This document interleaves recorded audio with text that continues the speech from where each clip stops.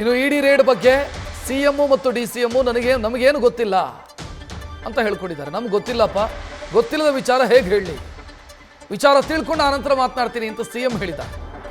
ಶಿಕ್ಷಣ ಸಂಸ್ಥೆಗಳ ಮೇಲೆ ದಾಳಿ ಮಾಡುವಂಥದ್ದೇನಿದೆ, ಆದರೆ ಇಡಿ ರೇಡ್ ಬಗ್ಗೆ ನನಗೆ ಮಾಹಿತಿ ಇಲ್ಲ ಅಂತ DCM DK ಶಿವಕುಮಾರ್ ಹೇಳಿದ್ದಾರೆ.